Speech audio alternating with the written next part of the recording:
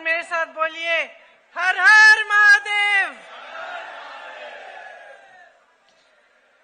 भगवान ओंकारेश्वर जी की कृपा से बाबा महाकाल की नगरी में आने का मेरा सौभाग्य है। यहाँ की धरती को मेरा नमन। आप सबका इस सभा में बहुत बहुत स्वागत। मेरी बहनें, माताएं, आप दूर दूर से आई होंगी, काफी समय से बैठी हैं, इसके लिए मैं आपकी आभारी हूं। देखिए, सबसे पहले मैं आपके काम की बात करती हूं। कुछ घोषणाएं हैं हमारी पार्टी की, वो पढ़ के सुनाती हूं, उसके बाद अपना भाषण शुरू करूंगी। हमारी जो घोषणाएं हैं उसमें मेरी बहनों, आपके लिए हर महीने 1500 रुपए सीधे आपके खाते में डाले जाएंगे। गेहूं का न्यूनतम समर्थन मूल्य 2600 रुपए होगा। धान का समर्थन मूल्य 2500 रुपए होगा। मेरे किसान भाइयों, जब कमलनाथ जी की सरकार बनी थी, 15 महीनों के लिए वो सरकार रही, उसके बारे में बाद में चर्चा करूंगी, लेकिन उस समय इन्होंने किसानों के कर्ज माफ करने का काम शुरू किया था। उस काम को हम पूरा करेंगे। सरकार बनेगी तो किसानों का कर्ज माफ फिर से होगा। 100 यूनिट बिजली बिल आपको माफ होगी और 200 यूनिट बिजली बिल आधी मतलब हाफ की जाएगी। पुरानी पेंशन मध्य प्रदेश में लागू होगी। गैस का जो सिलेंडर है वो आपको 500 रुपए में दिया जाएगा। 5 हॉर्स पावर की सिंचाई की बिजली आपको मुफ्त मिलेगी। ओबीसी वर्ग के लिए 27% आरक्षण किया जाएगा। प्रदेश में जाति जनगणना कराएंगे। 2 लाख सरकारी पद जो आज खाली पड़े हैं उनको भरने का जल्दी से जल्दी प्रयास होगा और प्रतियोगी परीक्षाओं में 100% आपको जो उसका शुल्क होता है 100% उसमें आपको छूट मिलेगी। आपके परिवारों सहित 25 लाख रुपए तक बीमा मिलेगा और 10 लाख तक दुर्घटना बीमा मिलेगा, ताकि आपका इलाज मुफ्त हो सके इस बीमे से। दलित, आदिवासी, ओबीसी वर्गों के लिए जो खाली पड़े बैकलॉग हैं, जो पद खाली हैं और जिनका बैकलॉग पूरा नहीं किया है सरकार ने, उसको पूरा किया जाएगा। पढ़ो और पढ़ाओ योजना हम कराएंगे। उसमें मध्य प्रदेश के बच्चों को कक्षा 1 से कक्षा 12 तक निःशुल्क शिक्षा मिलेगी, लेकिन 1 से 8वीं कक्षा तक 500 रुपए दिए जाएंगे हर बच्चे को, और 9 से 10वीं कक्षा तक 1000 रुपए दिए जाएंगे हर बच्चे को, और 11वीं से 12वीं तक 1500 रुपए दिए जाएंगे प्रति माह, और ताकि उनको और सुविधा हो और जो पढ़ाई के लिए उनको खरीदना पड़े, जो सब छोटी मोटी चीजें हैं वो कर पाए। देखिए, आपकी जो ये धरती है, रीना जी बता रही थी कि यहाँ का सबसे सुप्रसिद्ध मंदिर उल्टे हनुमान जी का मंदिर है कि नहीं? बहनें, आप जाती होंगी, जाती हैं? देखिए, रामायण की एक कथा आपको मालूम होगी, जहां अहिरावण ने एक चाल चली और राम जी और लक्ष्मण जी का अपहरण कर लिया। छल से दोनों को पाताल लोक ले गए। हनुमान जी पाताल लोक गए उनको वापस लाने के लिए।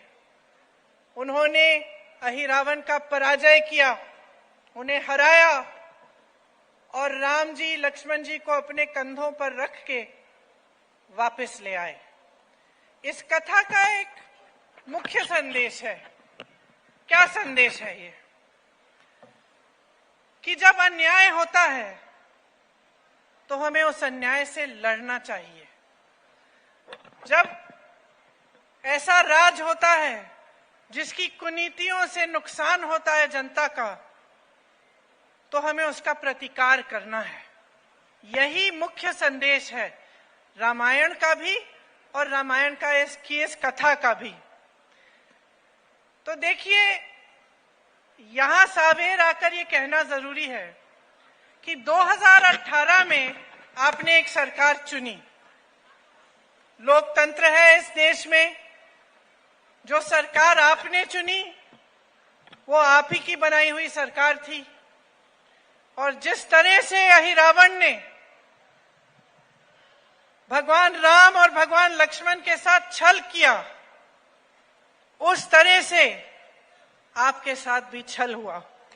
कुछ बहुरूपियों ने छल कपट करके आपकी सरकार का अपहरण किया, आपकी सरकार चोरी की, मतलब चोरी कर ली, आपका लोकतंत्र चोरी कर लिया और उसे भ्रष्टाचार लोक में ले गए। अब उसे वापस कौन लाएगा? अगर आप हनुमान नहीं बनेंगे आज के दिन में, तो यहां से जो छल शुरू हुई, आपकी धरती से जो छल शुरू हुई, जिसकी वजह से आप 3.5 साल और एक ऐसी सरकार को भुगत रहे हैं जिसे आपने चुना ही नहीं, जो खरीद फरोख्त से बनी है, रिश्वतखोरी से बनी। अगर आप इस स्थिति को ठीक नहीं करेंगे तो कौन करेगा? आज इस मौके पर अगर आप हनुमान जी की तरह खड़े नहीं हो जाएंगे और आप अपने लिए ये लड़ाई नहीं लड़ेंगे तो कौन लड़ेगा? देखिए, ये जो असूल, जो परंपराएं रामायण के समय से हमारे देश में चल रही हैं, उनको आप सब अच्छी तरह से समझते हैं। आप जानते होंगे कि महात्मा गांधी जी के जो असूल थे, जिन पर आजादी की लड़ाई लड़ी गई, वो भी यही असूल थे। जब महात्मा गांधी जी को गोली लगी और वो जमीन पे गिर गए, तो उनके मुंह से क्या लफ्ज निकले? हे राम, हे राम, हे राम। क्योंकि महात्मा गांधी जी उन्हीं असूलों पर जिए जिन पर श्री राम जी जिए थे। अब आप सोचिए, भगवान राम के पिताजी ने उनका वनवास कराया, ठीक है, वो वनवास में चले गए, वनवास में चले गए, लेकिन उनके प्रति जो जनता के दिल में श्रद्धा थी वो कम हुई? बताइए, कम हुई कि और भी बढ़ गई? और भी बढ़ी ना। क्यों? क्योंकि भगवान राम के चरित्र में जनता ने ये देखा कि इनके दिल में हमारे प्रति श्रद्धा है। तो जब भगवान राम का वनवास हुआ और वो जंगल भेजे गए, 13 वर्षों के लिए जंगल में रहे, फिर भी जनता ने उनमें श्रद्धा रखी। फिर भी जनता चाहती थी कि वही बने हमारे राजा। फिर भी जनता ने इंतजार किया, 13 साल इंतजार किया, जब तक वो वापस आए। और जब वापस आए तो दिवाली पर इतनी खुशी मनाई कि आज तक हम उस खुशी को मनाते हैं। और आज तक हम याद करते हैं कि किस तरह से झूठ को सच्चाई ने पराजित किया, किस तरह से छल को पराजित करके भगवान राम वापस आए और भगवान राम गद्दी पे बैठे। तो ये एक बहुत पुरानी परंपरा है हमारे देश की। और जब हम राजनीति की बात करते हैं बहनों और भाइयों, तो हमें हमेशा नेता में, राजनीतिक दल में, नेता के व्यवहार में, सरकार के व्यवहार में ये जो असूल हैं ये ढूंढने चाहिए। हमें समझना चाहिए कि हम जो राज कर रहे हैं उनके दिल में क्या है हमारे लिए। क्योंकि देखिए, जब गांधी जी ने आजादी की लड़ाई लड़ी, और सिर्फ उन्होंने नहीं लड़ी, आपके पूर्वजों ने भी लड़ी उनके साथ, आपके दादा दादी ने, आपकी नाना नानी ने, मेरे दादा दादी ने, सबने लड़ी ये आजादी की लड़ाई। सबने खून दिया, अपना जो था वो दिया। मैं छत्तीसगढ़ गई थी अभी कुछ दिनों पहले, तो वहां मुझे पता चला कि वहां की महिलाओं ने अपने जेवर दिए थे आजादी की लड़ाई के लिए। तो सबने, जो भी देशवासी है आज जो जिंदा है, उसके किसी न किसी पूर्वज ने ये आजादी की लड़ाई लड़ी। तो उनके प्रति भी जो हमारी श्रद्धा है वो यही बताती है कि हमें जो अपनी देश और प्रदेश की राजनीतिक परिस्थितियां हैं, जो अपने जीवन की परिस्थितियां हैं, उन्हें समझने की बहुत जरूरत है। जब तक हम ठीक ढंग से समझेंगे नहीं तो हमारा वोट ठीक जगह जाएगा नहीं। अब आप देखिए, कोरोना का कहर था, आपके यहां से स्वास्थ्य मंत्री थे कौन थे? सिलावट जी थे। कोरोना चल रहा था, कोरोना के समय सिलावट जी कहां थे? किसी को याद है? बेंगलोर के एक रिजॉर्ट में थे। क्या कर रहे थे? सौदेबाजी कर रहे थे। किस चीज की सौदेबाजी कर रहे थे? आपकी सरकार की। कर रहे थे कि नहीं? स्वास्थ्य मंत्री थे, उनकी जिम्मेदारी थी। कोरोना चल रहा था, तबाही मच रही थी, हर जगह आप ऑक्सीजन के लिए तरस रहे हैं, वो बेंगलोर में बैठे सौदा कर रहे हैं। उनकी जिम्मेदारी थी। जब वो शुद्ध के लिए युद्ध का जो आपने छेड़ा था कमलनाथ जी, नारा कि मिलावट रोकनी है, सिलावट जी क्या कर रहे थे? सरकार में मिलावट लाने की बात कर रहे थे। तो अच्छा हुआ चले गए, अच्छा हुआ चले गए, क्योंकि ऐसे नेता जो आपके जनमत को पैसों और धन को इस्तेमाल करके आपके जनमत को बिगाड़कर एक ऐसी सरकार ला सकते थे आपके प्रदेश में जो आपका नुकसान करे, अच्छा है दूसरी पार्टी में चले गए। और शायद अगर आप अपना वोट विवेक से देंगे तो और अच्छा होगा, वो थोड़ा सा सबक भी सीख लेंगे।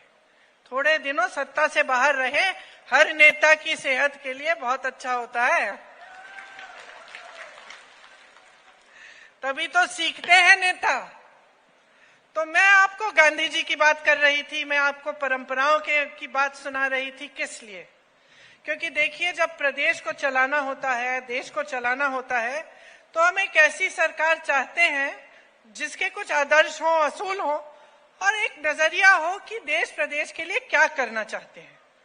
हम जानना चाहते हैं कि भाई हमारे लिए क्या करेंगे, क्या नौकरी दिलवाएंगे हमारे बच्चों को, क्या किसानों की जो जीवन है, जो संघर्ष से भरे हैं, मुश्किलों से भरे हैं, उसमें किसानों की कुछ सहायता हो जाएगी कि नहीं, यही चाहते हैं। और आज के जमाने में ये भी हो गया है कि हम नेताओं से कम मांगने लग गए हैं। एक जमाना था, मैं अपने पिताजी के साथ जाती थी अमेठी में, उत्तर प्रदेश में।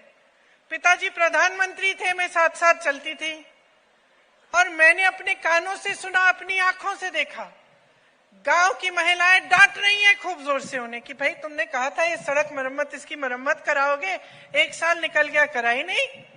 डांटती थी, बहुत मांगती थी, कहती थी पानी दिलवाओ, हमारा स्कूल ठीक करवाओ, यहाँ पे शिक्षक नहीं आते, शिक्षक को भेजो, यहाँ पे कोई उद्योग लगवाओ, बड़ी बड़ी पाठशालाएं चाहिए हमें, मांगते थे।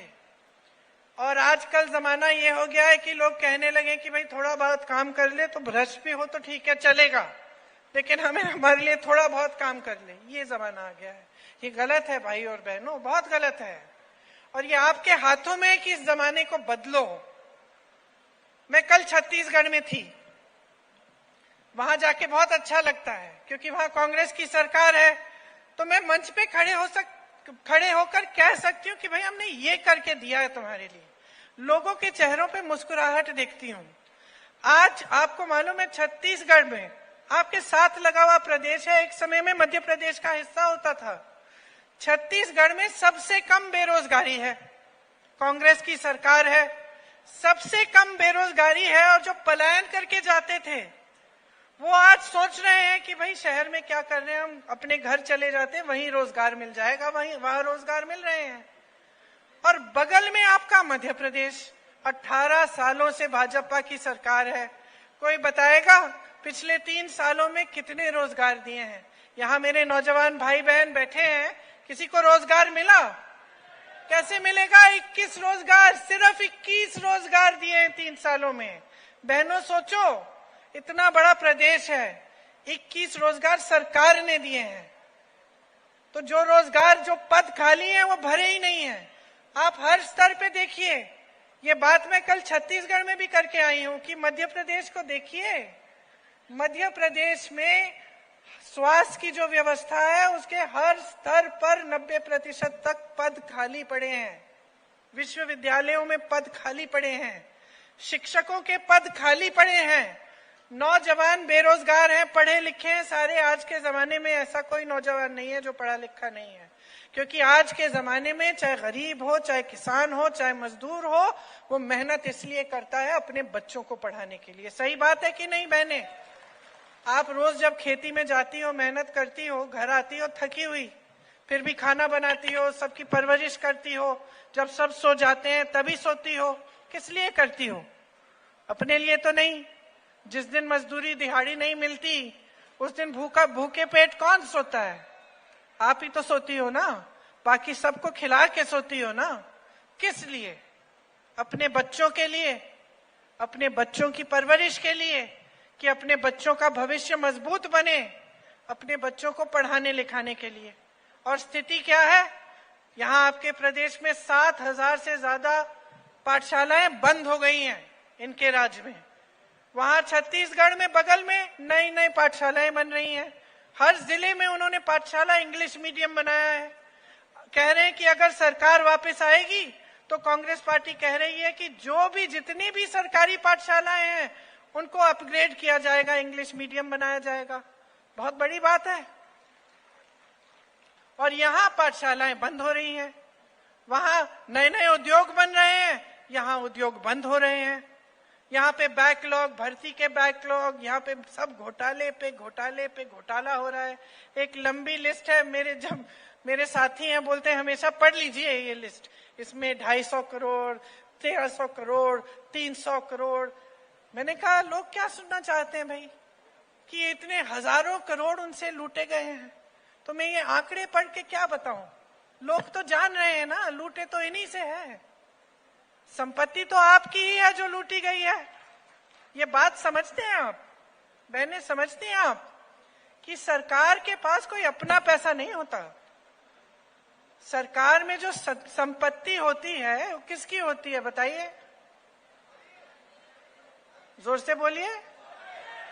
आपकी संपत्ति होती है, आपकी संपत्ति होती है, सरकार की संपत्ति नहीं होती। तो जब हम सुनते हैं कि लूट हो रहा है, भ्रष्टाचार हो रहा है, फलाने ने हजारों करोड़ का घोटाला कर लिया, इसमें किसके हजारों करोड़ हैं? उनके तो नहीं है। लूट रहे हैं ना किसी से। किससे लूट रहे हैं? आपसे लूट रहे हैं। और अगर सही तरह से सरकार की नीतियां होती है ना, तो वो पैसे आपके जेब में वापस डाले जाते हैं। कैसे? स्कीम्स बनाकर, किसानों की मदद करके, महिलाओं की मदद करके, मजदूरों की मदद करके, रोजगार दिलवा के, इसी तरह से पेंशन दे के, इसी तरह से तो आपके पैसे आपकी जेब में वापस आएंगे। लेकिन मध्य प्रदेश की सरकार क्या कर रही है? आपके जेब से निकाल रही है और लूट रही है, भ्रष्ट है, बड़े बड़े उद्योगपतियों को आपकी संपत्ति दे रही है। और ये मत समझिए कि सिर्फ मध्य प्रदेश की सरकार कर रही है। ये इनकी नीति है, ये भाजपा की नीति बन गई है। 10 सालों से मोदी जी की सरकार है।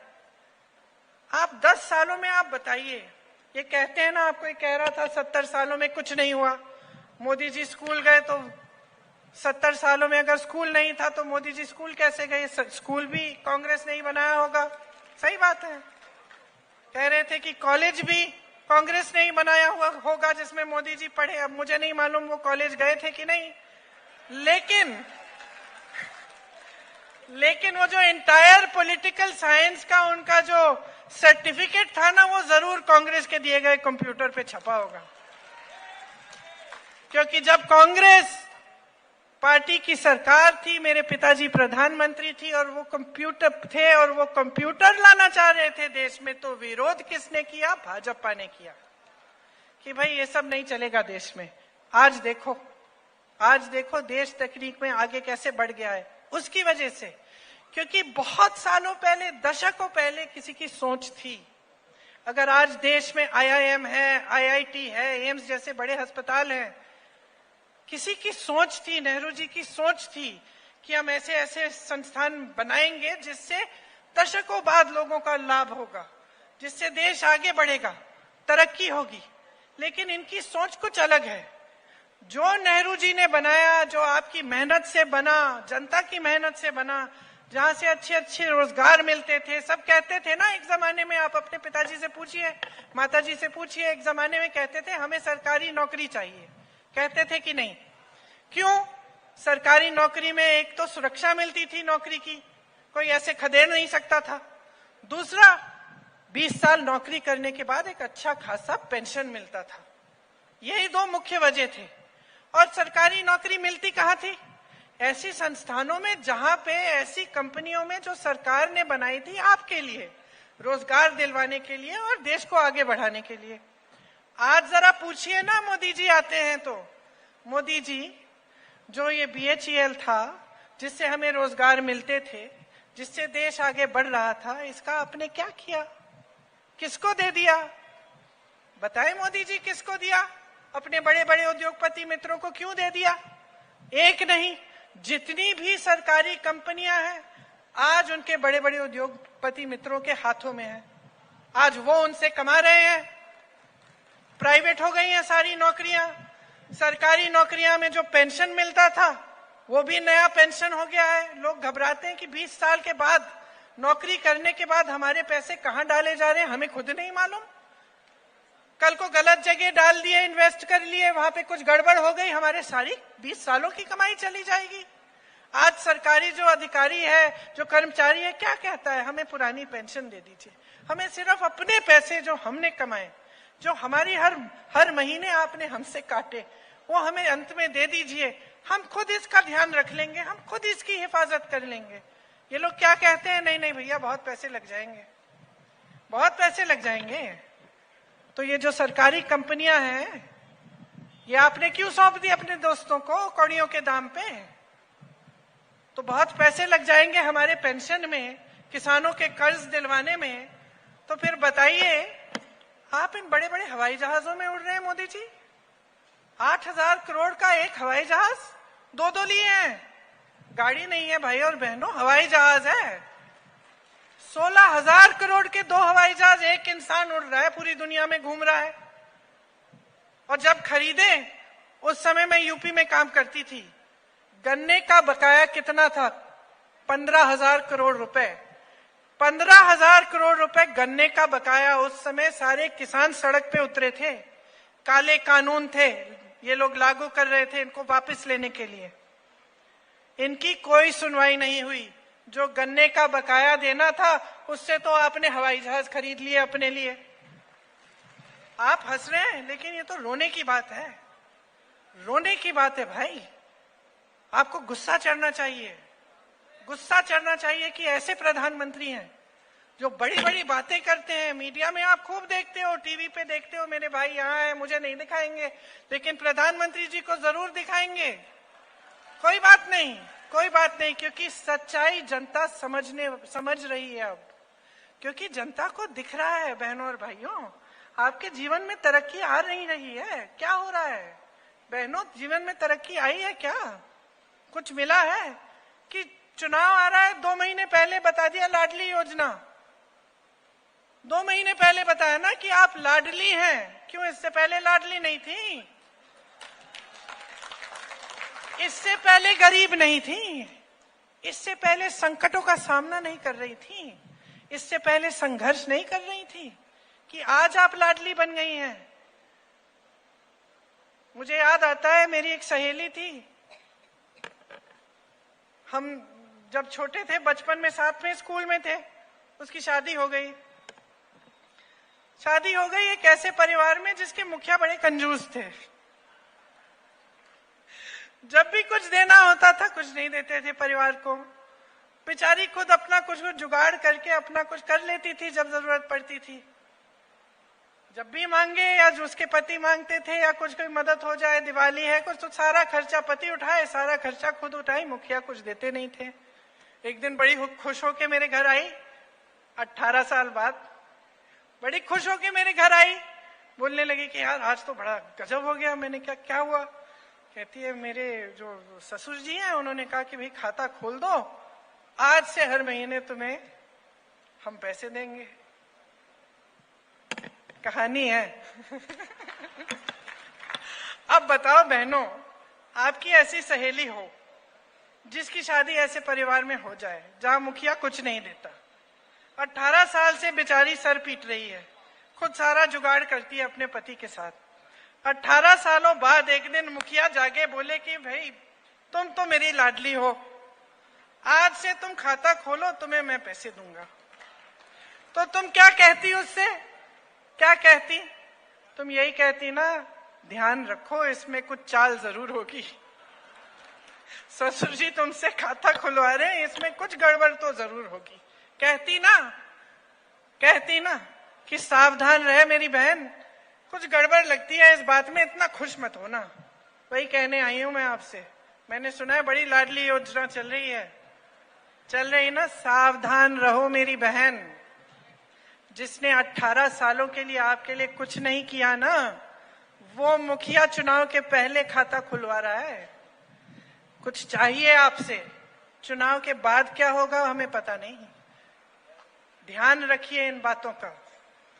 आपको एक ऐसी सरकार चाहिए जो सचमुच आपके लिए काम करे। आप देखिए छत्तीसगढ़ का जो किसान है मुस्कुरा रहा है, खुश है। अरे वन उपज के लिए 67 वन उपजों के लिए उसको न्यूनतम समर्थन मूल्य मिल रहा है। 2400 रुपए आज के दिन में धान के लिए मिल रहा है उसको, जो पूरे देश में कम है। मोदी जी के वाराणसी में 1200 मिल रहा है। मोदी जी छत्तीसगढ़ जाते हैं, बोलते मैं भेज रहा हूं। तो हमने पूछा भाई आप यहां भेज रहे हैं तो वाराणसी भी भेज दीजिए, वहां क्यों दे रहे हैं 1200? है कि नहीं?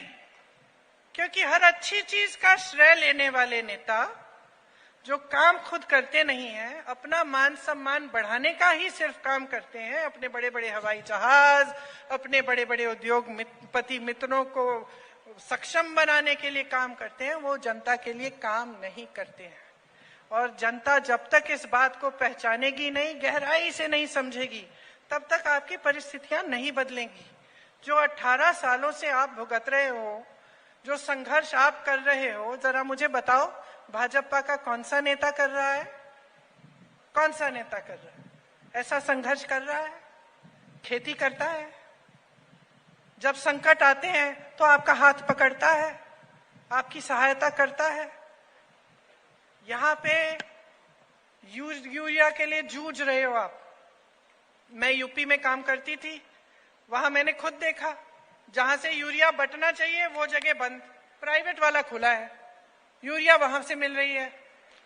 और यहाँ लंबी कतार, मैं गई थी ललितपुर, इसलिए गई थी क्योंकि कतार में खड़े हुए एक किसान का, वो खड़ा था, घर नहीं आया 2 दिन के लिए, पानी पीने के लिए, खाना खाने के लिए, वहीं मर गया, वहीं गिर के मर गया। यूरिया के लिए कतार में खड़ा था। वही स्थिति क्या आज यहां नहीं है कि जब आपको जहां से मिलना चाहिए वहां से मिलता नहीं है, फिर आपसे पैसे मांगे जाते हैं। यही है ना स्थिति? वहां भी यही स्थिति है। वहां भाजपा की सरकार चल रही है। यहाँ पास में देखिए छत्तीसगढ़ में किसान खुश है। यहाँ किसानी खेती में रोजगार बढ़ रहे हैं छत्तीसगढ़ में। यहाँ से और मध्य प्रदेश में, उत्तर प्रदेश में लोग छोड़ के जा रहे हैं कि हम शहर में जाते हैं कहीं पे रोजगार मिल जाए। तो ये परिस्थितियां हैं। यहाँ आपके पास आप सिंचाई की सुविधा नहीं है ना, सच बात है। सिंचाई की कम सुविधा है ना, यहाँ नहीं है। तो किसका काम है? सरकार का काम है कि आपके लिए सिंचाई करानी चाहिए, पानी उपलब्ध होना चाहिए, आपके लिए मदद होनी चाहिए। भाई जो संघर्ष का जीवन है उसमें मदद करना सरकार का काम है। खाद बीज ट्रैक्टर पे टैक्स लगा रखे हैं, हर तरफ से महंगाई है, पेट्रोल डीजल का दाम तो आसमान छू रहा है। तो कमाओगे कैसे, पेट कैसे भरोगे किसानी से, खेती से, जब सब खत्म कर रहे हैं? प्याज की बात करते हैं, प्याज के साथ क्या कर रहे हैं? क्या कर रहे हैं आज? क्या परिस्थितियां हैं? प्याज के दाम कौन तय कर रहा है? आज बड़े बड़े उद्योगपति तय कर रहे हैं। हिमाचल में यही स्थिति थी, सेब बोया जाता था, उगाया जाता था, अडानी जी आए, सारे कोल्ड स्टोरेज खोल दिए, सारे सेब रख लिए, जब जी चाहे दाम बढ़ा दो, जब जी किसानों से खरीदो तो कम, फिर उसको रखो, उसके बाद जब बेचना है तो दाम बढ़ा दिया। तो किसान तो नहीं कमा रहा है। वही चीज प्याज के साथ हो रही है। तो आपके साथ हर स्तर पर छल हो रहा है। शिक्षा, जैसे मैंने कहा, अन्य प्रदेशों में जहां कांग्रेस की सरकारें हैं वहां स्कूल बन रहे हैं, यहां स्कूल बंद हो रहे हैं। स्वास्थ्य, वहां पे दाई दीदी क्लिनिक चल रही है महिलाओं के लिए, महिला खुद चला रही है, यहाँ पे स्वास्थ्य की सारी सुविधाएं ठप। मेरी बहनें बैठी हुई हैं, बहुत बड़ी समस्या थी छत्तीसगढ़ में आवारा पशु की, यहाँ पे है। तो खेतों की पहरेदारी करते हो क्या रात को? क्या करते हो? हाँ, मचान लगाते हो, रात भर उस पे बैठते हो, पहरेदारी करते हो, रखवाली करते हो खेत की कि कोई जानवर आके चर ना जाए। यही समस्या छत्तीसगढ़ में थी। सरकार ने क्या कहा? इस समस्या को सुलझाना है, गौठान बनाए। कमलनाथ जी, आपने कहा कि आपने 1000 गौठान बनाए 15 महीनों में। छत्तीसगढ़ में 10,000 गौठान बनाने हैं। गौठान ऐसे बनाए जिससे स्वयं सेवा समूह की महिलाओं को रोजगार मिल रहा है। जो आवारा पशु था उसका कह दिया कि भाई अगर आप आवारा पशु को रखेंगे या गौठान में रहे तो हम आपको इससे गोबर खरीद के लेंगे आपसे। ठीक है, तो लोग कमाने लग गए। उसी जानवर से जो आवारा घूम रहा था, गोबर बेची, सरकार ने गोबर खरीदी, गौठान से रोजगार बनाया, स्वयं सेवा समूह को मजबूत बनाया, ग्रामीण रोजगारों को मजबूत बनाया, सबकी तरक्की हुई, समस्या भी हल हो गई। महिलाएं, मैं आपको क्या बताऊं बहनें, मैं ऐसी महिलाओं से मिली हूं जो 1 लाख से 6 लाख रुपए कमा रही हैं गौठान में काम करके, स्वयं सेवा समूह में। ये काम कर सकती है सरकार, अगर सरकार की नियत एक हो कि जनता का पैसा जनता की जेब में जाए। अगर सरकार की नियत ठीक नहीं है तो आपको लूटेगी और आपकी संपत्ति ले लेगी। सरकार की नियत ठीक हो तो जब समस्या उठती है, जब संकट होता है, उसका समाधान निकाला जाता है और ऐसे समाधान निकाला जाता है जिससे आपका विकास हो। तो ये सब बातें मुझे आपसे करनी थी।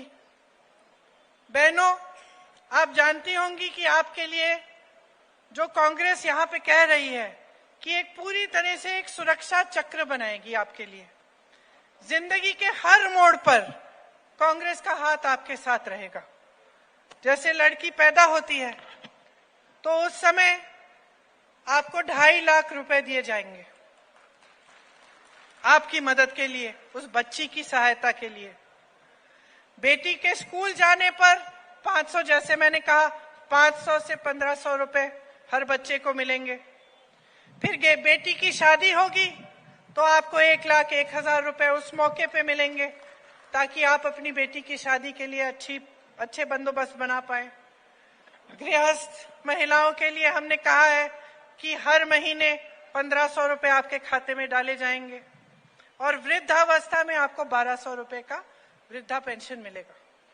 तो ये एक सुरक्षा चक्र है, क्योंकि हम जानते हैं कि सबसे ज्यादा बोझ तो आप ही उठा रही हो। समाज का बोझ, परिवार का बोझ आप ही उठाती हो और सबसे कम सहायता आपको मिलती है। आज देखो महंगाई कितनी हो गई है, दिवाली आ रही है, धनतेरस आ रहा है, आपको बर्तन खरीदने हैं, घर पे मेहमान आ रहे हैं, लिपाई पुताई करानी है, कुछ मेहमानों के लिए बनाना है। दिल में घबराहट हो रही है कि दुकान जाऊंगी, इतनी महंगाई है, कैसे खरीदूंगी, कैसे बनाऊंगी, क्या करूंगी, दिवाली के लिए दिए खरीदने हैं। तो ऐसी स्थिति नहीं होनी चाहिए कि हर चीज पे जीएसटी है, बर्तन महंगे हो गए हैं, गैस का सिलेंडर इतना महंगा हो गया है। ये चुनाव की पहले की बातों में आप मत पड़ो। आप ये देखो कि आपका जीवन कैसा रहा है। 15 महीनों में कांग्रेस की सरकार ने क्या किया और 3 सालों में भाजपा की सरकार ने क्या किया। कांग्रेस की सरकार ने, आपको मालूम है, 27 लाख किसानों का कर्ज माफ किया था 15 महीनों में। 600 रुपए सामाजिक सुरक्षा पेंशन दिया था। 100 रुपए में 100 यूनिट बिजली मुफ्त थी। 100 रुपए में 100 यूनिट बिजली मिलती थी। 1000 गौशालाओं का निर्माण किया। 12,000 बर्तन बैंक बनाए। भोपाल और इंदौर में मेट्रो रेल का प्रोजेक्ट शुरू किया। ओबीसी आरक्षण को 14% से 27% किया। आर्थिक रूप से जो कमजोर सामान्य वर्ग था उसको भी 10% का आरक्षण दिया। ये 15 महीनों का काम है। अब आप खुद तुलना करिए कि 3 सालों से इनकी सरकार चल रही है, मात्र 21 इन्होंने रोजगार दिए हैं। स्वास्थ्य की सुविधाएं ठप, शिक्षा की सुविधाएं ठप, रोजगार नहीं मिल रहे, किसान परेशान, जूझ रहा है, रो रहा है। तो आप ही तुलना कीजिए, हमारी बातों पे मत जाइए। हम भी एक राजनीतिक दल के नेता हैं, हम अपने पक्ष में बोल रहे हैं। आपको लगता है कि ठीक है, ये तो बोलेंगे ही, ये तो आलोचना करेंगे ही भाजपा की, तो आप खुद अपने अनुभव को देखो ना। पिछले 3 सालों में, इससे पहले 15 सालों में आपका अनुभव क्या रहा है? क्या तरक्की हुई है कि नहीं? अगर इस सवाल का जवाब यह है कि तरक्की नहीं हुई है, बताओ मुझे क्या जवाब है इस सवाल का? हुई है तरक्की? नहीं हुई? जोर से बोलो। नहीं हुई ना? तो फिर सही जगह अपना वोट दो। छत्तीसगढ़ जैसे विकास हो रहा है छत्तीसगढ़ में तेजी से, वैसे मध्य प्रदेश में कराओ। राजस्थान में विकास हो रहा है, जनता खुश है, मुफ्त इलाज होता है वहां भी। तमाम स्कीमें हैं आपको मजबूत करने के लिए, गांव को मजबूत करने के लिए, पंचायतों को सशक्त करने के लिए, आपकी शक्ति आपके हाथों में देने के लिए। जो गांधी जी का सपना था, जो इंदिरा जी का सपना था, क्यों पट्टे दिए आपको? क्योंकि समझती थी कि आपका अधिकार है, समझती थी कि ये आपका अधिकार है, आपकी जमीन है, आपका देश है, आपका प्रदेश है। तो सोच समझ के अपना वोट दो, बस इतना ही कहूंगी मैं। जागरूक बन के अपने विवेक, बहनों याद रखो मेरी बातों को। लाडली योजना के पैसे खाते में आने दो, बहुत बढ़िया, 2 महीने के लिए, अभी 5-6 दिन है और आने दो। आ गए तो अच्छा है, जिसके आए, क्योंकि सबके भी नहीं आ रहे हैं, सबके नहीं आ रहे हैं, शायद 40% महिलाओं के। लेकिन अगर आ रहे हैं, सोचो क्यों दिए जा रहे हैं। अपने वोट को किसी को खरीदने मत दो। ये बहुत कीमती चीज है बहनों, बहुत कीमती चीज है। इससे भविष्य बनेगा आपके बच्चों का। सोच समझ के दो, ऐसी पार्टी को दो जो दिल से, जी जान से आपके लिए काम करने के लिए तैयार है। और मैं दावे के साथ कह सकती हूं कि जब आप अपना विवेक इस्तेमाल करेंगे, जब आप सोच समझ के वोट देंगे, तब आप सिर्फ कांग्रेस को वोट देंगे।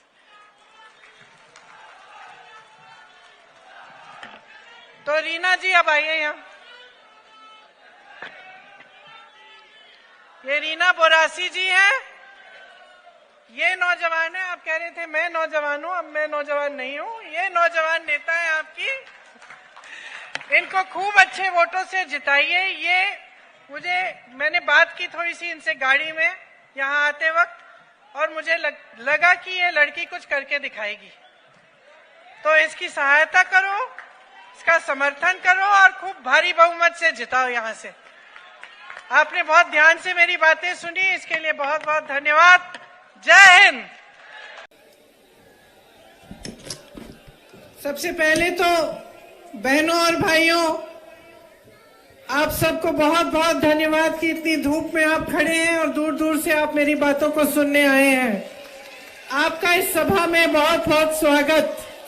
श्री रणदीप सुरजेवाला जी, श्री सुरेंद्र सिंह बघेल जी, श्री अर्जुन सिंह बघेल जी, श्री कमल किशोर पाटीदार जी, श्री मुजीब कुरैशी जी, श्री राज प्रकाश पहाड़िया जी, श्री रेव सिंह बालू जी, मंच पर उपस्थित सभी लोग, यहाँ के कांग्रेस के पदाधिकारी, नेतागण, आप सबका भी इस सभा में बहुत बहुत स्वागत। जय जोहार, जय दंतिया मामा, जय बिरसा मुंडा जी, और हर हर नर्मदे कहिए मेरे साथ एक बार। हर हर नर्मदे, हर हर नर्मदे, हर हर नर्मदे। ये पूज्य संत कमलदास जी की धरती है। राजा श्री देवी सिंह जी की धरती है, बाबा साहेब अंबेडकर जी जैसे महापुरुषों की धरती है। यहाँ आकर मुझे बहुत गर्व हो रहा है और सबसे ज्यादा गर्व इस बात का है कि ये आपकी धरती है। आप सब यहाँ मेरी बातों को सुनने आए हैं। आपके पूर्वजों ने इन महापुरुषों के साथ हमारी आजादी की लड़ाई लड़ी और इसलिए एक तरह से ये पावन धरती भी है। आपने मुझसे पहले जो चर्चा की इंदिरा जी की, आप सब जानते हैं कि मैं इंदिरा जी की पोती हूं। इसमें ताली बजाने का। आप उनको बहुत मानते थे और जितना आप उनको मानते थे, जितनी श्रद्धा आपके दिल में उनके लिए थी, उतनी ही श्रद्धा इस देश की जनता के लिए, खास तौर से मेरे आदिवासी भाई बहनों के लिए इंदिरा जी के दिल में थी। तो आज उनके गुजर जाने के 30 साल से ज्यादा गुजर गए हैं, लेकिन आप फिर भी उन्हें याद इसलिए करते हैं क्योंकि आप जानते हैं कि उनके दिल में आपके प्रति जो श्रद्धा थी वो एक गहरी और असली श्रद्धा थी। वो एक राजनीतिक रिश्ता नहीं था, एक भावनाओं का रिश्ता था, एक समझ और श्रद्धा का रिश्ता था। वो समझती थी कि आपकी संस्कृति क्या है। वो समझती थी कि आपकी संस्कृति पूरी दुनिया और मानवता की एक मूल संस्कृति है। प्रकृति की रक्षा, प्रकृति का आदर, चाहे जंगल हो, चाहे जल हो, चाहे जमीन हो, चाहे जानवर हो, सबका आदर करते हुए आपने अपने जीवन जिए और हमेशा कहती थी कि यही संस्कृति इस दुनिया की सबसे अच्छी संस्कृति है। तो उन्होंने कभी आपकी संस्कृति को बदलने की कोशिश नहीं की, उस पे कुछ थोपने की कोशिश नहीं की, हमेशा उसका आदर किया और उसी की तहत आपके लिए उन्होंने नीतियां बनाई। इसी तरह से चाहे पंडित जवाहरलाल नेहरू थे, चाहे उसके बाद राजीव गांधी जी थे, उन्होंने भी इसी तरह से आपकी संस्कृति का आदर किया। आपके लिए जो नीतियां लाए उनसे आपकी भलाई हुई, आप आगे भी बढ़ पाए और साथ साथ जो आपकी परंपराएं थी, जो आपकी संस्कृति थी, उसको आप बचा भी पाए। आज जब मैं यहाँ आ रही थी तो मैंने देखा कि बहुत सारे नौजवान खड़े हैं रास्ते में, सड़कों पे, और यहाँ भी मैं बहुत नौजवानों को देख रही हूँ।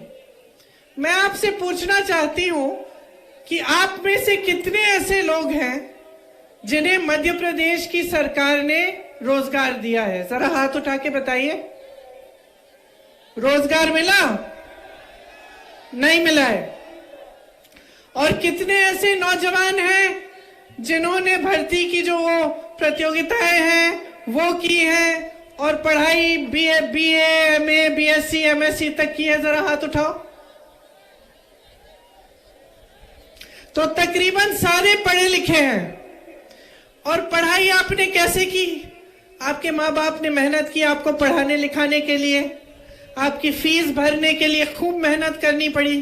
कुछ किसान होंगे, कुछ नौकरियां कर रहे होंगे कहीं, सबने आपके लिए मेहनत की आपको आगे बढ़ाने के लिए।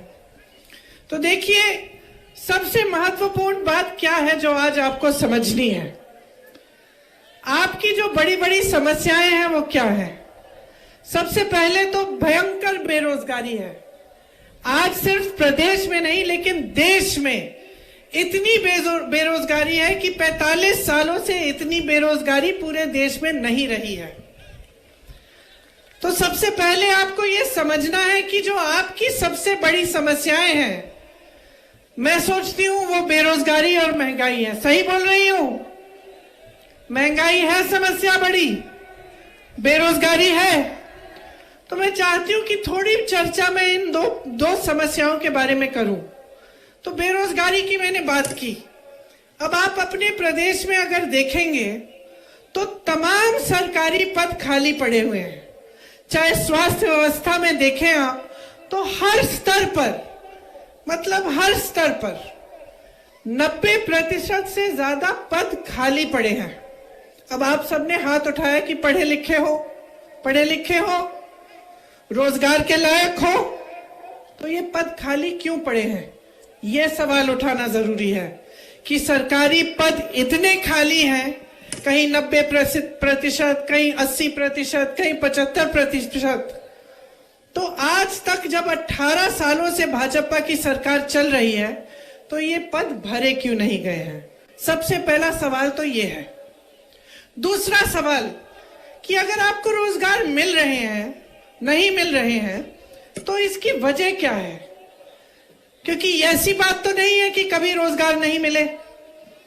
एक जमाना था, शायद आपके दादों का जमाना, जहां लोगों को छोटे मोटे सरकारी रोजगार मिल जाते थे। कोई पियन का काम करता था, कोई सरकारी किसी बड़ी कंपनी में काम ले लेता था।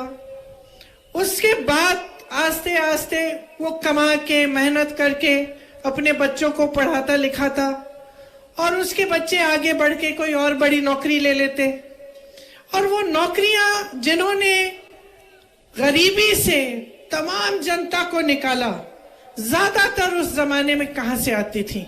अगर आप सोचेंगे तो आपको पता चलेगा, गंभीरता से देखेंगे तो आपको पता चलेगा तो कि ज्यादातर जो सरकारी बड़ी बड़ी कंपनियां होती थी उनमें से नौकरियां निकल आती थी।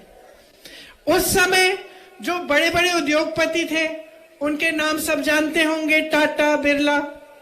उस समय की बात अगर आप सोचें तो चाहे दांत मंजन से लेके गाड़ियों, साइकिल, ऐसी चीजें जिनका आप हर रोज इस्तेमाल करते हैं, इन्हें वैसे बड़े बड़े उद्योगपति बनाते थे। तो आपको मालूम था कि चलो ये बड़े उद्योगपति हैं, ये काम करते हैं कि ये चीजें बनाते हैं और इससे हमें भी रोजगार मिल रहा है। तो आपको ऐसी फैक्ट्रीज से, ऐसी कंपनियों से रोजगार मिलता था। तो या तो बड़ी बड़ी सरकारी कंपनियां थी, या अगर निजी उद्योगपतियों की थी तो वो चीजों को बनाने का काम करते थे, जिनको आप जहां पे लेबर की जरूरत होती थी तो आप लोगों को वहां पे भी अपने मेहनत के बल पर नौकरियां मिल जाती थी। तो आज क्या हो रहा है? आज आप बड़े बड़े उद्योगपतियों के नाम जानते हैं कि नहीं? बताइए, कौन है सबसे बड़े उद्योगपति देश के? अडानी जी। और कोई बता सकता है मुझे कि क्या बनाते हैं? क्या बनाते हैं? गाड़ी, दांत मंजन, ये खंबे, ये लाउड स्पीकर, घर के लिए सिर्फ क्या बनाते हैं? सीमेंट। क्या बनता है? बेवकूफ बनाते हैं। चलो ये भी एक जवाब है। आप ये नहीं कह सकते कि क्या बनाते हैं, क्योंकि इनके साथ क्या हो रहा है? जो देश की जनता की जो संपत्ति थी, जो बड़े बड़े सरकारी उद्योग थे, जिनको आपकी मेहनत से बनाया गया, आपके लिए रोजगार बनाने के लिए, उनको मुफ्त में सौंपा गया है, कौड़ियों के दाम पे उनको दिया गया है। एक के बाद एक, चाहे आप BHEL लें, आप HAL लें, चाहे रेलवेज लें, जहां से आपको रोजगार मिलता था वो तो उनको सौंप दिए। आपकी संपत्ति उनके पास हो गई। वो कुछ बनाते नहीं है। जो आपने बनाया, इस देश ने बनाया, चाहे वो बंदरगाह हो, चाहे वो एयरपोर्ट हो, चाहे कोई भी बड़ी चीज ले लीजिए, वो उनको सौंपी जा रही है। तो आपके रोजगार कहां से आएंगे? छोटे उद्योगपतियों से, जो छोटे छोटे कारोबार चलाते हैं। लेकिन इस सरकार ने तो उनको भी खत्म कर डाला। सोचिए, पहले नोटबंदी लाए, अब जो छोटे दुकानदार हैं, यहाँ जो तमाम छोटे छोटे बिजनेस हैं, सबसे ज्यादा नुकसान नोटबंदी का किसने झेला? उन्होंने झेला। फिर कोविड आया, कोरोना, फिर से उन्होंने नुकसान झेला। अब सरकार पे दायित्व होता है कि आप नुकसान झेल रहे हैं, आपकी मदद करें। मदद नहीं हुई, ऊपर से GST आ गई। GST क्या है?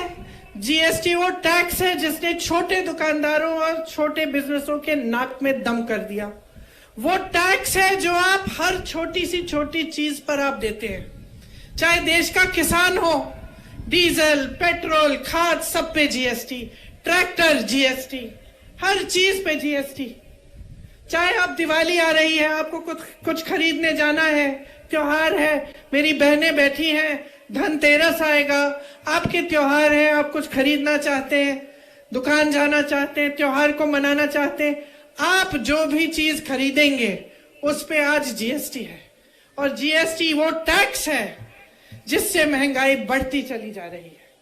महंगाई इतनी बढ़ रही है कि जब आपको दुकान जाना पड़ता है, कुछ खरीदना पड़ता है, तो ये डर लगता है दिल में कि भाई मैं खरीद भी पाऊंगी। कि आपको अगर घर के लिए कोई आ रहा है, घर पे मेहमान आ रहा है, खाना बनाना है, कुछ 8-10 लोग आ रहे हैं, तो मन में आप सोचते होंगे कि ये 2-3 चीजें बनाऊंगी। दुकान जाती हैं तो आधी चीजें आप खरीद नहीं पाती। आप आज देख रहे हैं, पहले टमाटर का कितना दाम बढ़ गया था, अब प्याज का कितना बढ़ गया है।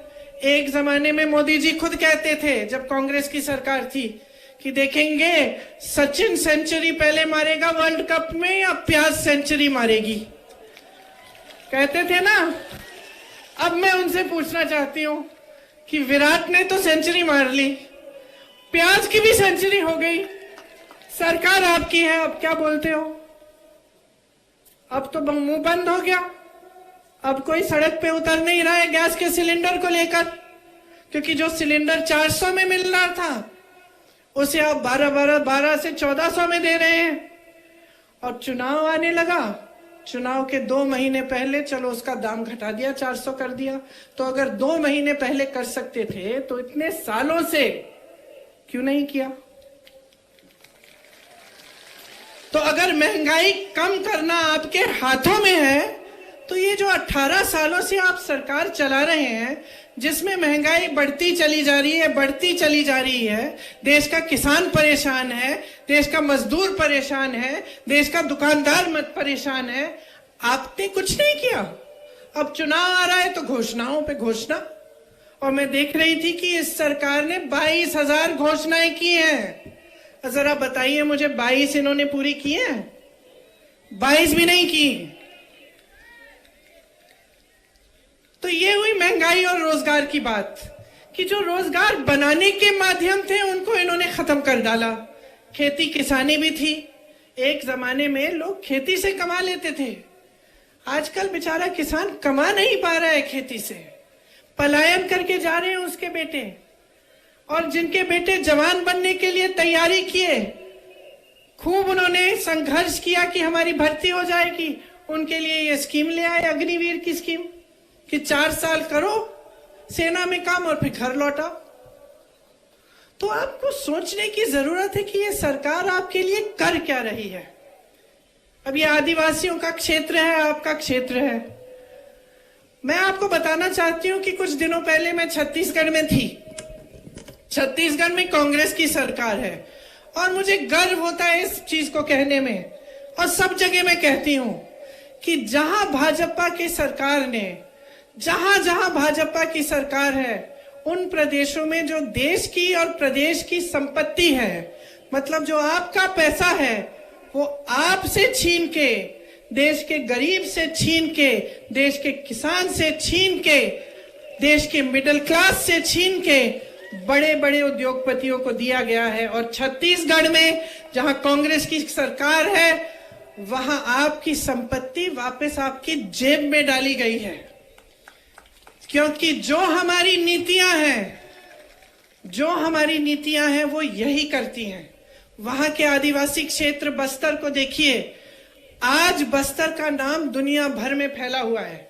वहां एक बड़ी प्रोडक्शन कंपनी लगाई मिलेट की, रागी की। उनका जो रागी वहां पे बनता है आज दुनिया भर में बिक रहा है। आपको क्या, जो वन के उपज हैं उसके लिए आपको न्यूनतम समर्थन मूल्य मिलता है कि नहीं, बताइए? नहीं मिलता।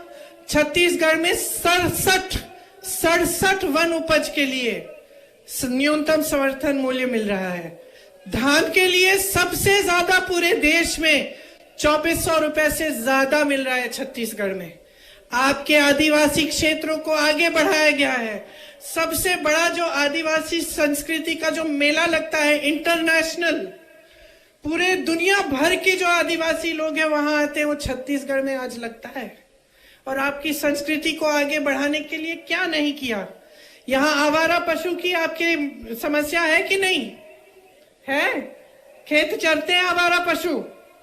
अच्छा, ये जो समस्या है ना कि रात को दिन में जो आवारा पशु घूम के आपके खेत को चर जाता था, ये बहुत बड़ी समस्या थी छत्तीसगढ़ में। तो वहां के जो मुख्यमंत्री हैं और जो कांग्रेस की सरकार है, उन्होंने तय किया कि इस समस्या को हम दूर करना चाहते हैं।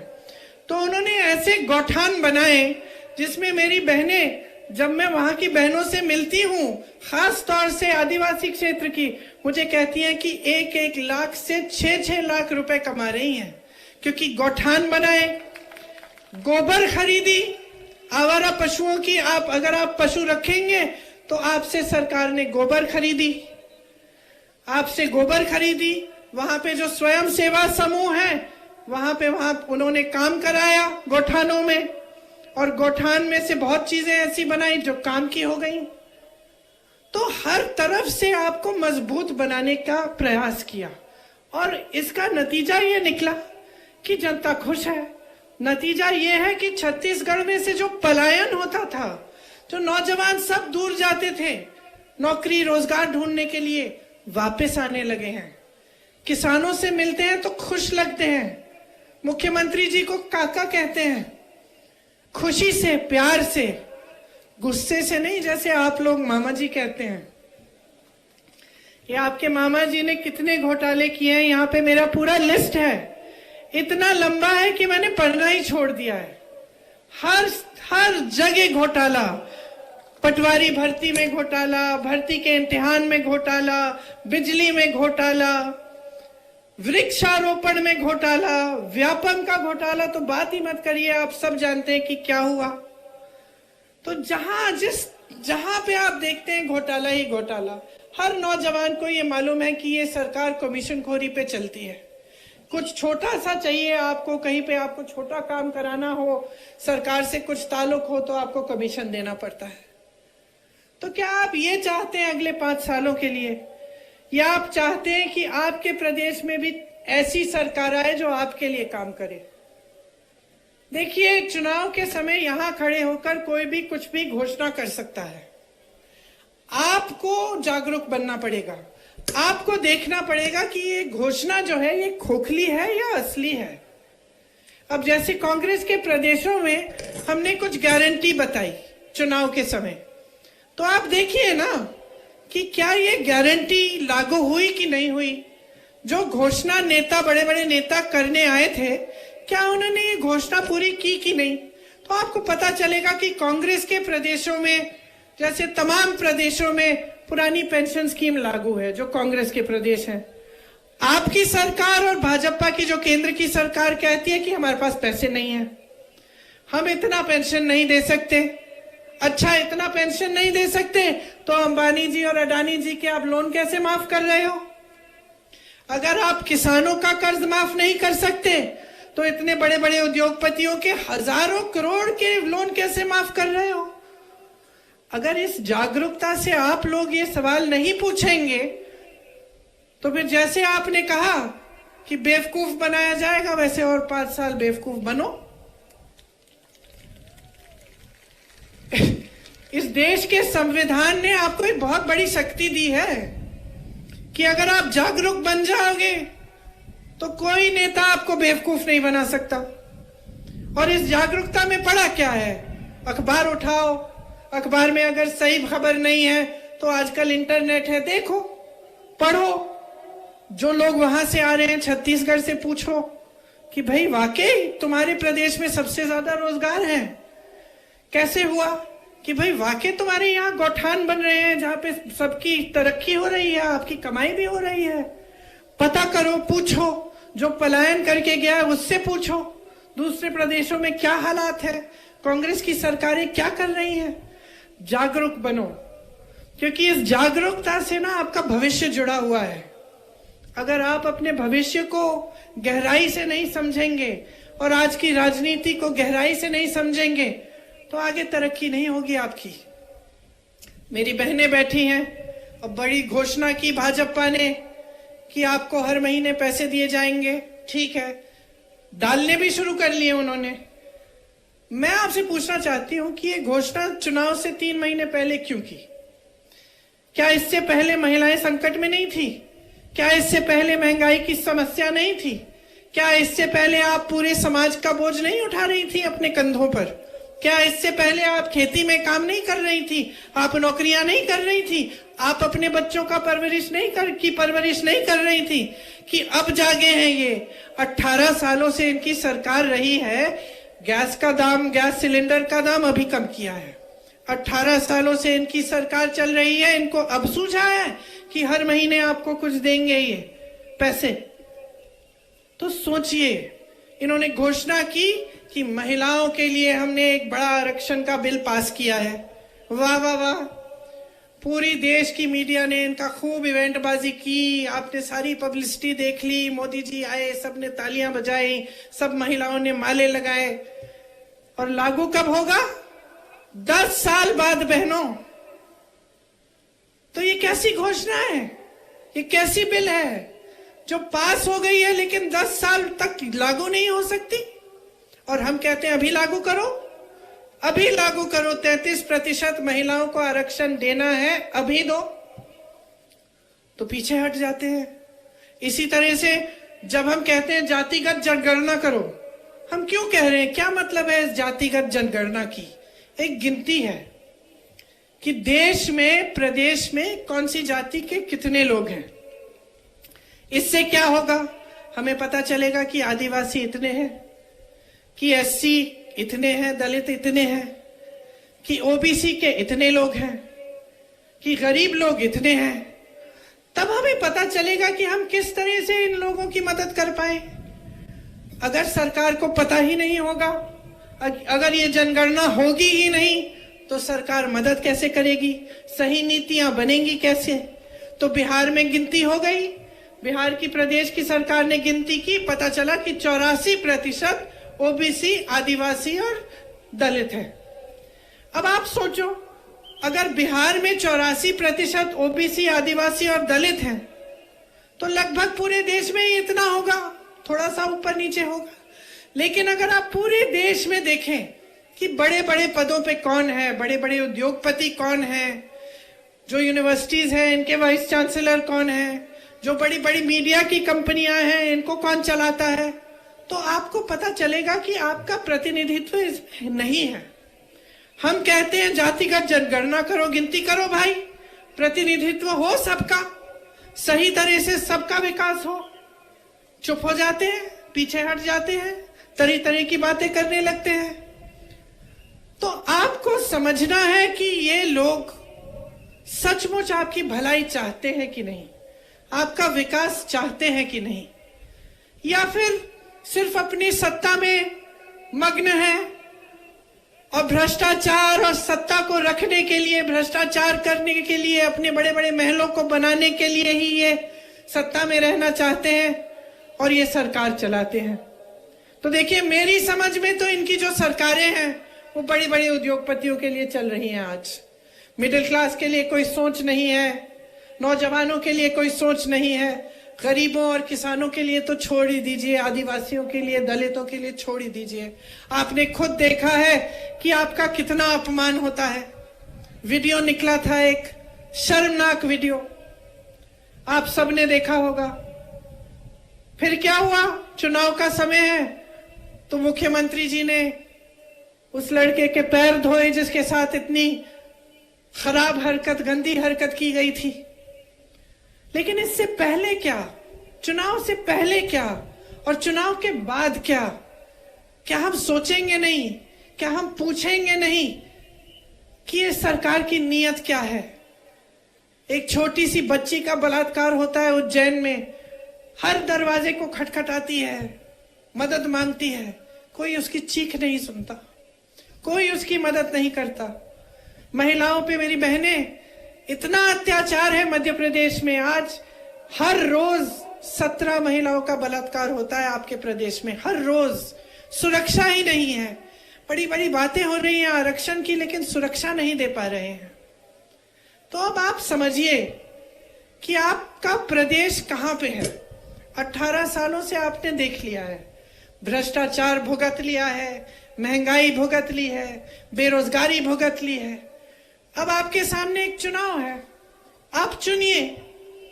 आपको 5 साल और इन्हें मौका देना है कि आपका अत्याचार बढ़े, आप पे अत्याचार बढ़े, बेरोजगारी बढ़े, महंगाई बढ़े और आप आगे न बढ़ पाए।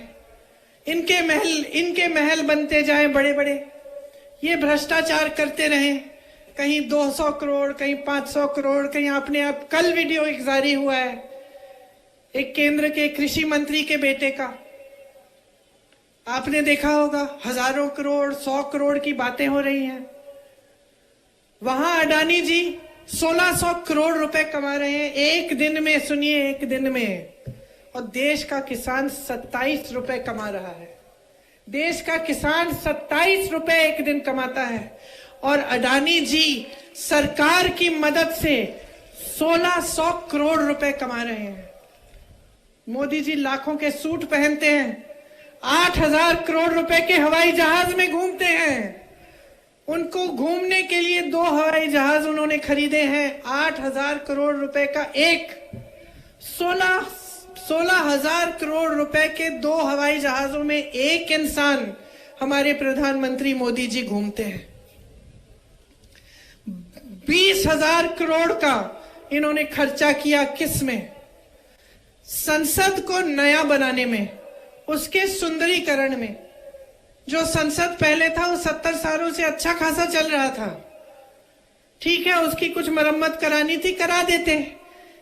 20,000 करोड़ रुपए आप खर्च रहे हैं सुंदरीकरण करने में, बड़ी बड़ी इमारतें बना रहे हैं, और आप कहते हैं कि किसानों का बकाया नहीं दे सकते, किसानों का कर्ज माफ नहीं कर सकते। तो ये परिस्थितियां हैं।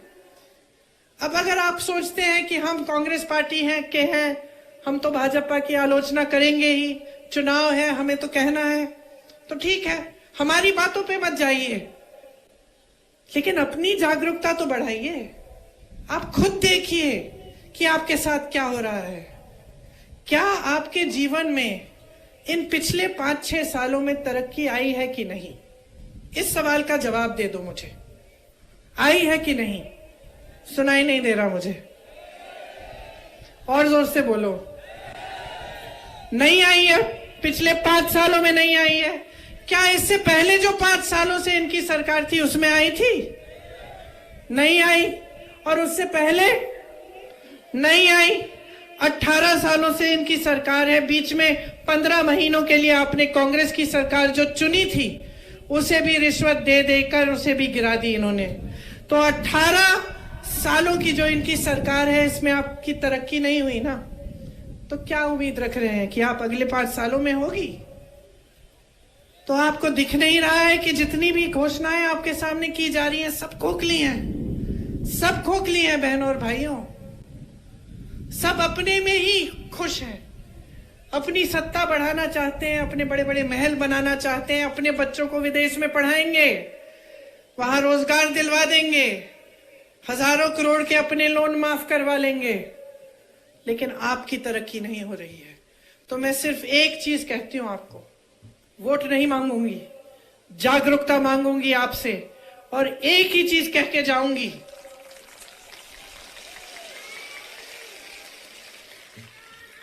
जो आपने देखा है, जो आपके साथ इस सरकार ने किया है, उसे गहराई से खुद समझो, अपनी जागरूकता बढ़ाओ और अपनी जागरूकता के आधार पर अपना वोट दो।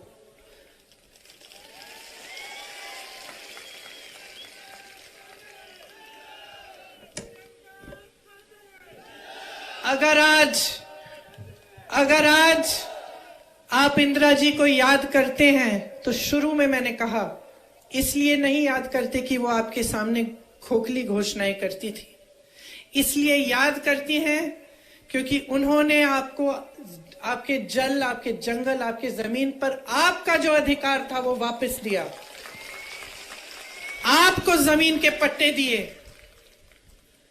और कोई एहसान नहीं किया आप पे। उनकी समझ थी, उनकी श्रद्धा थी आपके प्रति। उन्होंने कहा आपका अधिकार है, आपको मिलना चाहिए। उन्होंने ये नहीं कहा कि मैं दे रही हूं, उन्होंने कहा ये आपका अधिकार है, अपने हाथों में लो। कांग्रेस की सरकारों ने हमेशा आपके अधिकारों को आपके हाथों में दिया है। भोजन का अधिकार, नौकरी जब आपको नहीं मिल रही थी, बाहर पलायन जब करना पड़ता था, तो आपको मनरेगा बना के की नीति दी। क्या थी वो? कि आपको गांव में रोजगार मिले। ये आपका अधिकार था। कांग्रेस की सरकार ने कहा कि सबका अधिकार है कि रोजगार कम से कम 100 दिन का मिलना चाहिए, इसीलिए आपको मनरेगा की नीति बना के दी। इन्होंने कमजोर की। तो जो आपका अधिकार है वो आप समझिए। कौन सी सरकार आपका अधिकार आपके हाथों में देना चाहती है और कौन सी सरकार पुराने जमाने के राजाओं की तरह आपके सारे अधिकार लेकर अपने हाथों में सिर्फ सत्ता के लिए चाहती है। आप समझिए। जब आप गहराई से सोचेंगे और समझेंगे तो मैं जानती हूं कि आपका वोट सिर्फ और सिर्फ कांग्रेस पार्टी को जाएगा, क्योंकि हमारे दिलों में आपके लिए श्रद्धा है। हम जानते हैं कि आपने हमें बनाया है। हम जानते हैं कि इस मंच पे बैठा हर एक नेता यहां नहीं खड़ा होता अगर आपने नहीं खड़ा किया होता। लेकिन अफसोस की बात यह है कि चुनाव के समय आज की जो राजनीति है वो आपका ध्यान भटका रही है।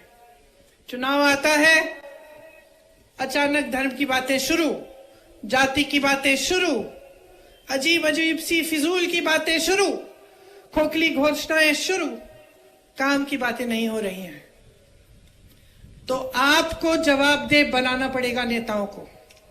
समझ रहे हैं मेरी बात?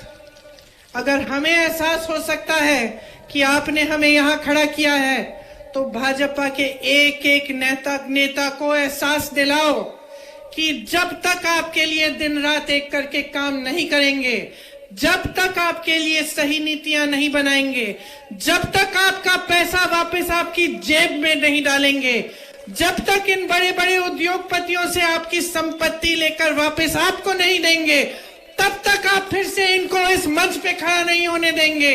आपका वोट आपका है, कीमती वोट है, आपकी जिम्मेदारी है और आपके देश के प्रति आपका कर्तव्य है। इस वोट को आप ऐसे इस्तेमाल करिए जैसे एक अर्जुन अपनी नजर को, अपने ध्यान को केंद्रित करके तीर चलाता था, उस तरह से अपने वोट को चलाओ। ये वो तीर है जिसके सही लगने से आपका भविष्य मजबूत बन सकता है। आप मेरी बातों को बहुत ध्यान से सुन रहे हैं, इसलिए मेरे यहाँ के जो मध्य प्रदेश के नेता हैं, बाद में मुझे डांटे ना कि मैंने गारंटी की बात नहीं की। तो मैं आपको, जो यहाँ पे हम कांग्रेस आपको गारंटी देना चाहती है, उसकी भी थोड़ी सी बात करके सुनाऊंगी। जैसे बहनें, अभी 2 महीनों पहले सरकार ने घोषणा की है कि आपके खातों में कुछ पैसे डाले जाएंगे हर महीने, और इस हड़बड़ी में कि चुनाव हार रहे हैं उन्होंने डालना भी शुरू किया है। अच्छी बात है, कोई बात नहीं। लेकिन उन्हीं की तरह हमारी एक घोषणा है कि प्रति माह आपको 1500 रुपए मिलेंगे। हमारी घोषणा का आधार चुनाव नहीं है। हमारी घोषणा का आधार यह है कि जिन जिन प्रदेशों में आज कांग्रेस ने गारंटी दी है वो गारंटी पूरी हो रही है। हमारी घोषणा का आधार यह है कि हम समझते हैं कि आपका जीवन कितना मुश्किल है। बहनों, मैं समझती हूं, क्योंकि मैं भी महिलाओं हूं, और चाहे बड़ी घर की महिला हो, चाहे छोटे गांव की हो, चाहे कहीं की भी हो, उसको ये समझ होती है कि पूरी परिवार का, समाज का बोझ वो उठाती है। दिन रात काम करने वाली महिला होती है, आखिर में जो सोने वाला होता है घर में महिला ही होती है। सबको देख के, सबको खिला के, सब काम करके ही सोती हो ना, है ना। तो हमने सोचा कि इससे थोड़ी आपकी मदद हो जाएगी। 500 रुपए में गैस सिलेंडर आपके लिए आपको मिलेगा। 100 यूनिट बिजली आपको माफ होगी और 200 यूनिट बिजली का बिल आपका हाफ होगा। पुराना पेंशन लागू होगा, जैसे पहले आपको मिलता था और जैसे कांग्रेस के बाकी प्रदेशों में मिल रहा है, आपको मध्य प्रदेश में भी मिलेगा। 2 लाख सरकारी पद जल्दी से जल्दी भरे जाएंगे। जो नौजवान यहाँ खड़े हैं, ये आपके लिए गारंटी है। और जो बेरोजगार नौजवान हैं, उनको 3000 रुपए प्रति माह बेरोजगारी भत्ता मिलेगा। पढ़ो और पढ़ाओ योजना के तहत कक्षा 1 से 12वीं तक निःशुल्क शिक्षा मिलेगी। कक्षा 1 से 8 तक हर बच्चे को 500 रुपए मिलेंगे। जो बच्चा स्कूल में भर्ती है शायद, उसको 500 रुपए मिलेंगे। कक्षा 9 से 10 तक हर बच्चे को 1000 रुपए दिए जाएंगे। कक्षा 11 से 12 तक 1500 रुपए दिए जाएंगे। जैसे जब कांग्रेस की 15 महीनों के लिए सरकार बनी थी, जिनको इन्होंने बिगाड़ा और गिराया, उन 15 महीनों में किसानों का कर्ज माफ शुरू करना उन्होंने शुरू किया था। उसी तरह से वो काम फिर से शुरू किया जाएगा और मेरे किसान भाइयों और बहनों, आपके कर्ज माफ किए जाएंगे। न्यूनतम समर्थन मूल्य की गारंटी आपको दे रहे हैं। गेहूं का न्यूनतम समर्थन मूल्य 2600 रुपए मिलेगा आपको। धान का आज भी छत्तीसगढ़ में 2400 से ज्यादा मिल रहा है, आपको 2500 मिलेगा। ओबीसी वर्ग के नौजवानों 27% तक आरक्षण आपको मिलेगा। और हम जाति जनगणना प्रदेश में हम गिनती कराएंगे। प्रतियोगी परीक्षा शुल्क में 100% छूट होगी। तो जब आप आजकल आप पढ़ाई करते हैं, फिर आप परीक्षा देने जाते हैं, परीक्षा में अक्सर क्या होता है कि घोटाला हो जाता है। और परीक्षा को देने के लिए एक फीस होती है, वो फीस माफ हो जाएगी ताकि कम से कम आपको थोड़ी राहत मिले। आजकल स्थिति क्या है कि आप पढ़ाई करते हो, आपके माँ बाप मेहनत करते हैं, ट्यूशन के फीस भी भरते हैं, फिर आपको परीक्षा के लिए भी फीस भरनी पड़ती है। और जैसे मैंने कहा, अक्सर होता है कि कोई घोटाला हो गया या भर्ती नहीं निकली तो और भी मुसीबत बढ़ जाती है। तो इसलिए हमने सोचा कि 100% आपको परीक्षा की शुल्क में आपको छूट मिलेगी। परिवार सहित 25 लाख रुपए तक का बीमा मिलेगा और 10 लाख तक दुर्घटना बीमा। ये आज राजस्थान में हो रहा है। कांग्रेस की सरकार है, 25 लाख रुपए तक मुफ्त इलाज हो रहा है राजस्थान में। लोग बहुत खुश हैं कि कोई बीमारी होती है, हार्ट का ऑपरेशन, मैं तो लोगों से मिली हूँ, हार्ट का ऑपरेशन बच्चों के लिए कराया है एकदम निःशुल्क। तो ये हम मध्य प्रदेश में भी करना चाहते हैं। SC, ST, OBC के खाली पड़े बैकलॉग पदों के लिए हम चाहते हैं कि जल्दी से जल्दी ये भरे और हम ये गारंटी देते हैं कि हम इस काम को करेंगे। तो हमने, जैसे मैंने कहा, आप जागरूक बनिए, मेरी बातों पे मत चलिए, पता करिए क्या कांग्रेस के प्रदेशों में ये गारंटी लागू हो रहे हैं और आपको पता चलेगा कि आज ये सब काम हो रहा है। तो जिस दिन आप वोट डालने जाएंगे, मेरी बातों को याद रखना, जागरूकता से, ठीक ढंग से सोच समझ के एक ऐसी सरकार को लाइए जो आपके लिए काम करके दिखाए। आप मौका दीजिए तो हम सब आपको आगे बढ़ाकर आपका विकास कर दिखाएंगे। आप सबको बहुत बहुत धन्यवाद। बहुत ध्यान से मेरी बातें सुनी है, आशा है याद भी रखोगे, याद रखोगे। ठीक है, कभी चुनाव के बाद भी वापस आऊंगी। धन्यवाद। जय हिंद।